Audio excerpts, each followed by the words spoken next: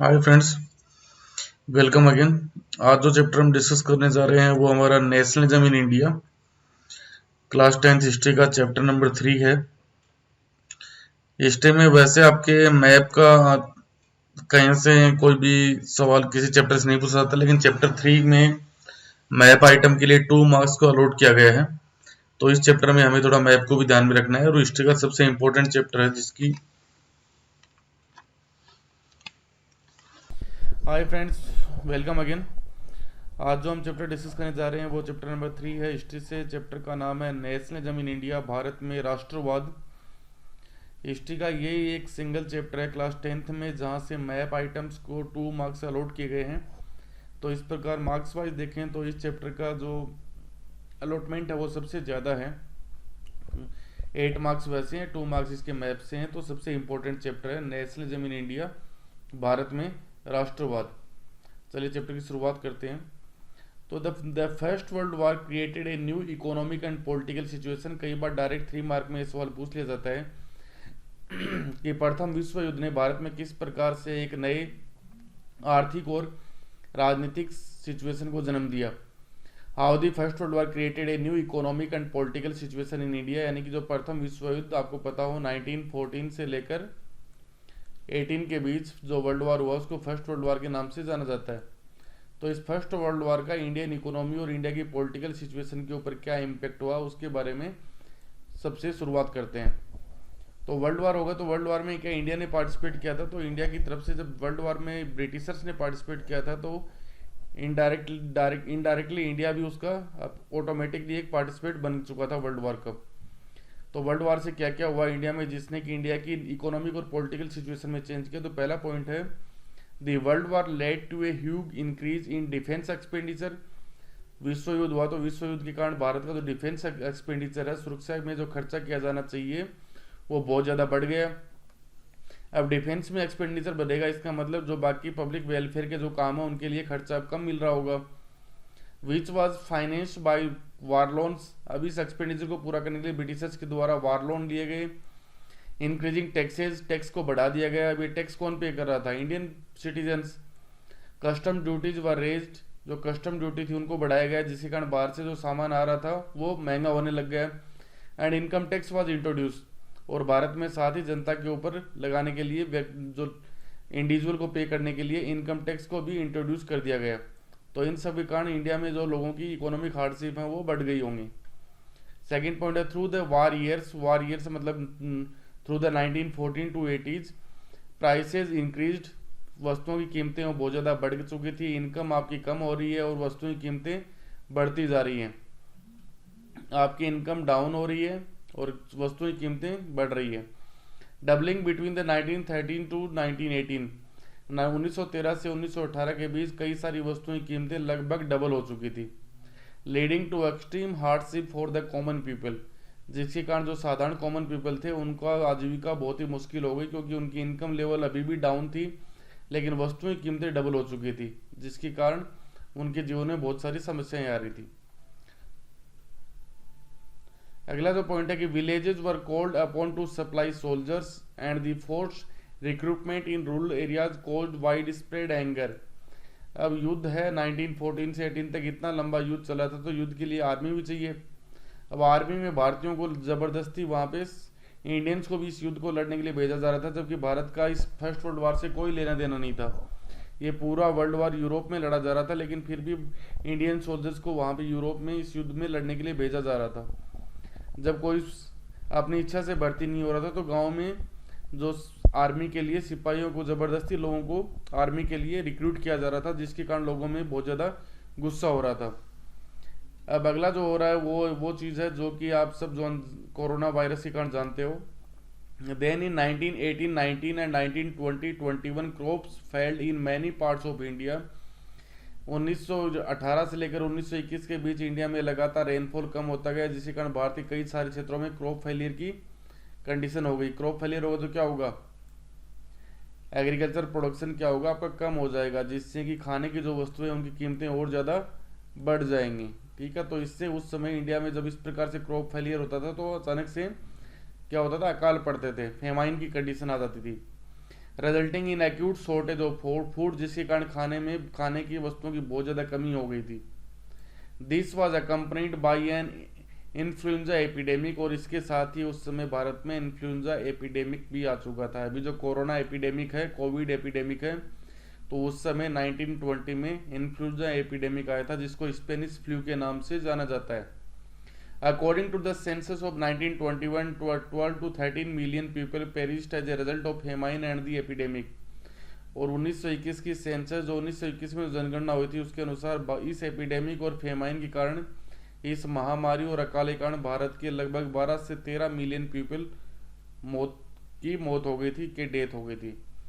तो देख रहे हो ना कि आज से 100 ईयर्स पहले भी इसी प्रकार का एक एपिडेमिक आया था, जैसा एपिडेमिक आज के टाइम हम फेस कर रहे हैं कोरोना वाला।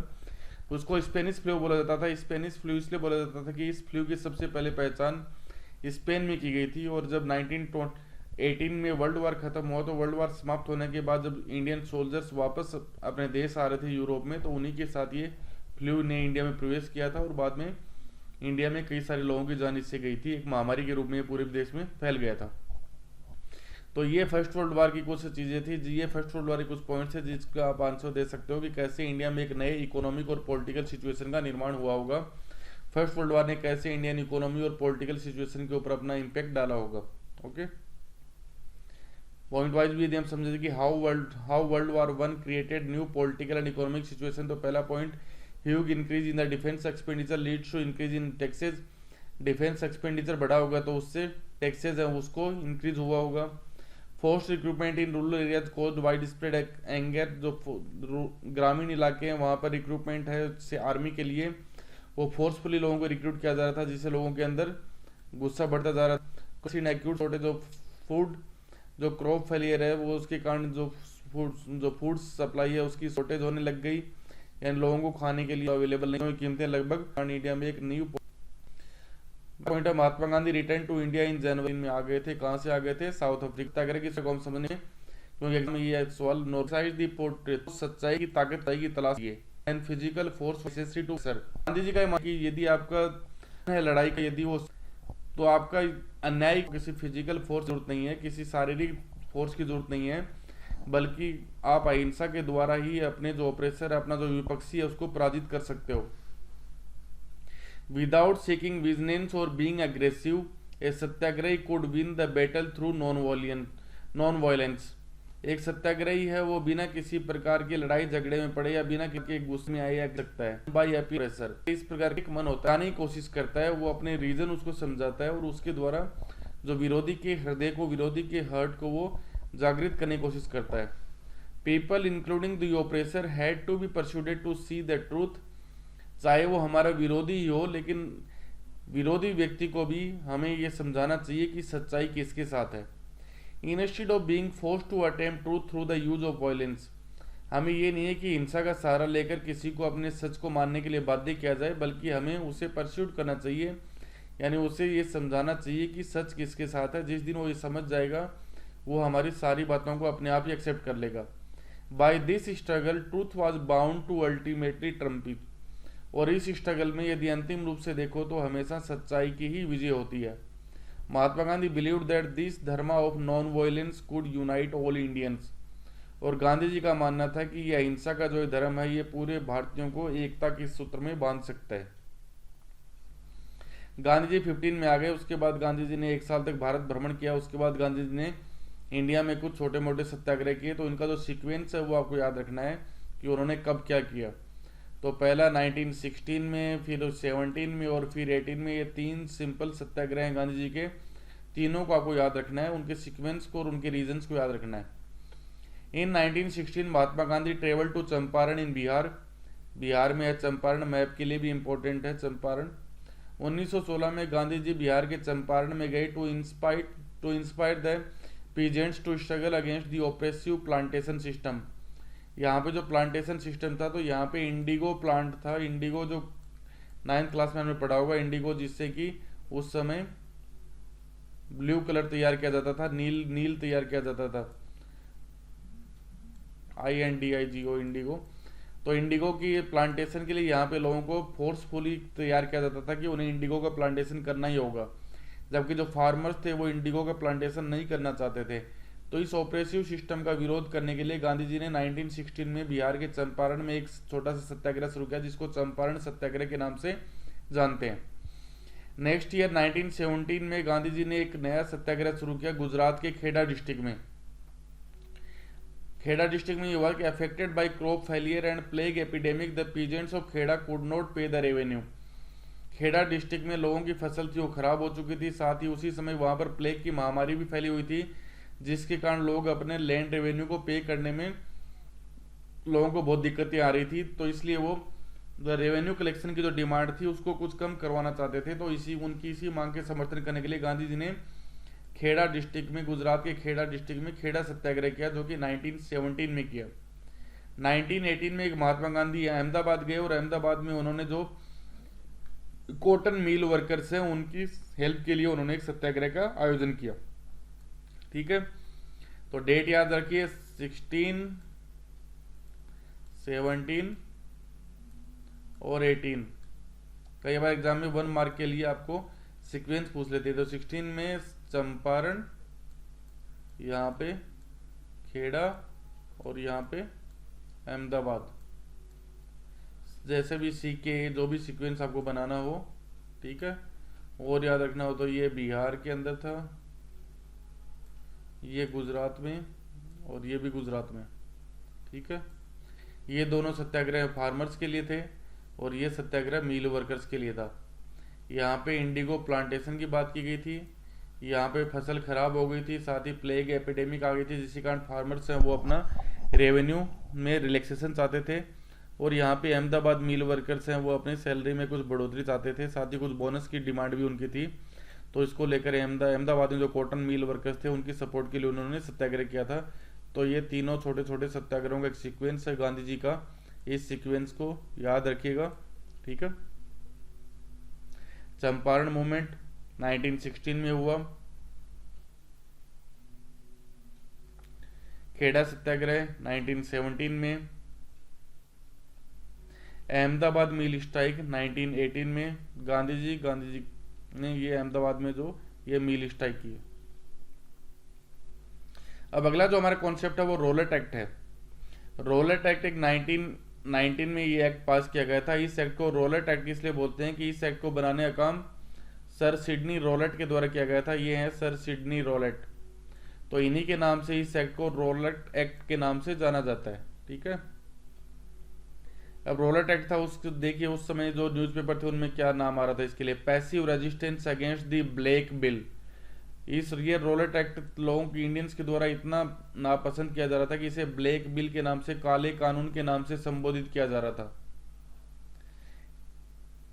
Mrs Besant and black bills, इसका भारतीयों के द्वारा ब्लैक बिल के नाम से इसको संबोधित किया जा रहा था। नो कॉम्पैक्ट आइटम मिश्रण Delhi containment draft for the सेंटेशन ऑफ वोज। ये सब लोग द सत्याग्रहों के द्वारा प्रतिज्ञाएं ली जा रही थी।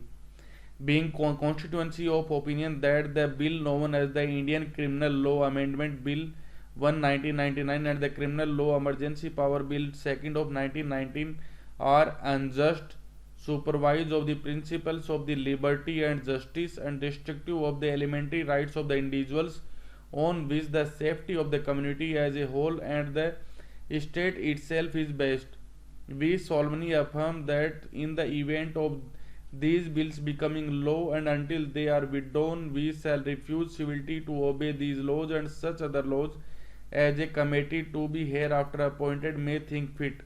And we further affirm that in this struggle we will faithfully follow truth and refrain from violence to life, person और property।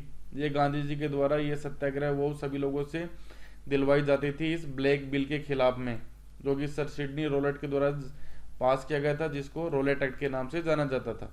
ठीक है, अगले वीडियो में अगले पॉइंट में हम देखते हैं कि रोलेट एक्ट था क्या। रोलेट एक्ट 1919 में पास किया गया था। इस एक्ट की कुछ ऐसी धाराएं थी जिसके कारण इसको ब्लैक लॉ बोला जाता था। पहला ये था, this bill allowed British government to jail protesters for 2 years without no trial. इस बिल के द्वारा ब्रिटिश गवर्नमेंट को अधिकार दिया गया था कि वो किसी भी व्यक्ति को, किसी भी प्रोटेस्ट करने वाले को 2 साल तक जेल में डाल सकती थी विदाउट नो ट्रायल, यानी कि बिना किसी कोर्ट में, बिना किसी वकील के, बिना किसी बहस के उसे 2 साल तक जेल में रखा जा सकता था। इस बिल के अंदर ये प्रोविजन था, इसलिए इसे ब्लैक बिल बोला गया है। Violent protest by Indians in Punjab province with most Indian world war veterans, और ये बिल लागू किया गया था पंजाब के लिए, स्पेशली इसे लागू किया गया था क्योंकि पंजाब में उस समय बहुत ज़्यादा वॉयलेंट प्रोटेस्ट हो रहा था, और पंजाब ही वो स्टेट था जिसके द्वारा फर्स्ट वर्ल्ड वार में मैक्सिमम सोल्जर्स को रिक्रूट किया गया था। ठीक है, तो यानी पंजाब की वो जमीन जिसने अभी 1 साल पहले 1914 से लेकर 1918 तक आपके वर्ल्ड वार में लड़ने के लिए मैक्सिमम सोल्जर्स दिए, उसी जमीन के लोग के ऊपर रहने वाले लोगों के खिलाफ ये बिल लाया गया था। This act has been hurriedly passed through the Imperial Legislative Council despite the united opposition of the Indian members. Bharat के लोगों के द्वारा लगातार विरोध करने के बाद भी ये बिल इंपीरियल लेजिस्लेटिव काउंसिल के द्वारा बहुत ही जल्दबाजी में पास किया गया था। It gave the government enormous power to repress political activities and allowed detention of political prisoners without trial for 2 years। ये जो रोलेट एक्ट था ये गवर्नमेंट को ये एनर्मस पावर दे रहा था, ऐसी असीमित अधिकार दे रहा था किसी भी व्यक्ति को रिप्रेस करने के लिए, उनको दबाने के लिए, क्योंकि उस समय इंडिया में बहुत सारी राजनीतिक गतिविधियां हो रही थी, तो इन गतिविधियों को दबाने के लिए इस बिल के द्वारा गवर्नमेंट को बहुत सारी असीमित अधिकार दिए गए थे। तो सबसे बड़ा अधिकार ये था कि किसी भी राजनीतिक कैदी को बिना कोई रीजन दिए, बिना किसी कोर्ट में पेश किए, बिना किसी ट्रायल के उसे 2 साल तक डिटेन किया जा सकता था, 2 साल तक उसे जेल में रखा जा सकता था। Mahatma Gandhi wanted non violent civil disobedience against such unjust rule.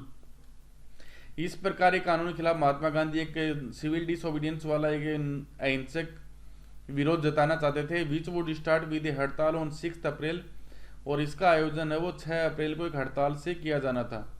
Rallies were organised in various cities, workers went on strike in railway workshop and shops close down. और जब 6 तारीख को हड़ताल हुई तो कई अलग अलग शहरों में रैलियां निकाली गई, वर्कर्स हैं वो हड़ताल पे चले गए, वर्कशॉप्स है रेलवे वर्कशॉप उनको बंद कर दिया गया, दुकानों को बंद कर दिया गया। तो इस प्रकार इस बिल का विरोध कांग्रेस महात्मा गांधी की लीडरशिप में शुरू हुआ। अब इसी बिल का जो रिप्रेशन है वो आगे हम देखते हैं कि 6 अप्रैल को हड़ताल की शुरुआत हुई, लेकिन 10 अप्रैल को एक इंसिडेंट होता है। On 10 April the police in Amritsar fired upon a peaceful procession provoking wide spread attack on banks, post office and railway station. Martial law was imposed and general Dyer took command. 10 अप्रैल को अमृतसर के अंदर एक शांतिपूर्ण सभा चल रही थी, तो पुलिस उसके ऊपर फायर कर देती है। इस फायर के कारण लोग गुस्से में आ जाते हैं, और गुस्से में आने के बाद लोग हैं वो बैंकों के ऊपर, पोस्ट ऑफिस और रेलवे स्टेशन के ऊपर अटैक कर देते हैं, जिसके कारण जो अमृतसर शहर में मार्शल लॉ लागू कर दिया जाता है, यानी कि सैनिक शासन वहां पे लागू कर दिया जाता है, और जनरल डायर को अमृतसर की कमांड सौंप दी जाती है। अब ये सारी घटनाएं 6 अप्रैल को हड़ताल शुरू हुई, 10 अप्रैल को ये घटना अमृतसर में होती है। अब 13 अप्रैल को एक और इंसिडेंट होता है। On 13 April the infamous Jallianwala Bagh incident took place. 13 अप्रैल को बैसाखी का दिन था, जिस दिन अमृतसर में जलियांवाला बाग वाला घटना होती है। On that day large crowd gathered in the enclosed ground of Jallianwala Bagh. एक बंद ग्राउंड था जलियांवाला बाग, जिसके अंदर बहुत बड़ी संख्या में क्राउड गैदर्ड थी। Some came to protest against the government's new repressive measures, others had came to attend the annual Baisakhi fair.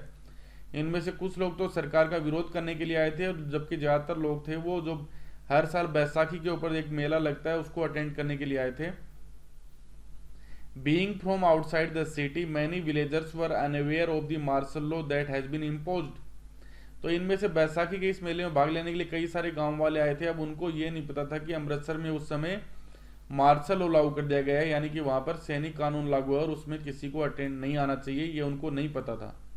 Dyer entered the area and block the exit point. General Dyer वहां पे आता है, बाहर जाने के जितने भी एग्जिट पॉइंट्स हैं उन सबको ब्लॉक कर देता है। And open fire on the crowd, और भीड़ के ऊपर फायर खोल देता है।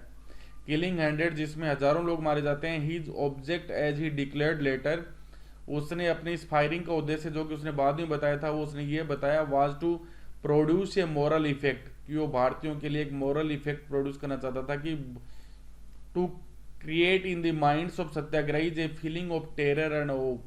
वो चाहता था कि इससे सत्याग्रहियों के दिमाग में एक फीलिंग ऑफ टेरर, एक आतंक की भावना आए और वो ब्रिटिश ऑर्डर को फॉलो करें। The government responded with brutal repression, seeking to humiliate and terrorize people. Satyagrahis were forced to rub their nose on the ground and crawl on the streets and to salam to all sahibs. अब यहाँ पे इसके खिलाफ में British government और ही बहुत तेज गति से लोगों को रिप्रेस करना शुरू करती है, लोगों को दबाना शुरू करती है, लोगों को ह्यूमिलेट किया जाता है। भारतीयों को उनकी नाक ग्राउंड के ऊपर नाक रगड़ने के लिए मजबूर किया जा रहा है, उनको गलियों के अंदर क्राउलिंग करते हुए मतलब उनको घुटनों के ऊपर चलाया जा रहा था। साथ ही हर प्रकार के जो ब्रिटिश वाइट मैन है, जो साहब है, उसको सलाम ठोकने की पर आज्ञा दी जा रही थी। People were flogged and villages around Gujranwala in Punjab were bomb. साथ ही साथ पहली बार यहाँ पे भीड़ के ऊपर ब्रिटिशर्स के द्वारा हवाई जहाज से, एरोप्लेन से बम्बॉर्मेंट भी की गई, लोगों के ऊपर बम भी गिराए गए। Saying violence spread, Mahatma Gandhi called off the movement. और इस प्रकार ये जो वायलेंस स्प्रेड होने लगी है, जो हिंसा फैलने लगी, तो महात्मा गांधी ने अपने इस मूवमेंट को कॉल्ड ऑफ कर लिया, वापस ले लिया। तो ये आपका जलियांवाला बाग इंसिडेंट, आप कभी भी वहाँ जाओ तो आप देख सकते हो, अभी वहाँ पे मोनूमेंट्स बने हुए हैं जलियांवाला बाग में। ये इस प्रकार से भीड़ भाग रही थी तो उसके ऊपर ओपन फायरिंग की गई। ये वहाँ पे अभी भी इस बाग में बुलेट्स के निशान है दीवार के अंदर, ये बुलेट मार्क्स वहाँ पे अभी भी आप देख सकते हो। तो इस प्रकार से ये जलियांवाला बाग का इंसिडेंट था। ओके फ्रेंड्स, चैनल को लाइक कीजिए, सब्सक्राइब कीजिए और अपने फ्रेंड्स के साथ शेयर कीजिए और पढ़ाई के मज़े लीजिए इस लॉकडाउन में। Thank you, bye bye.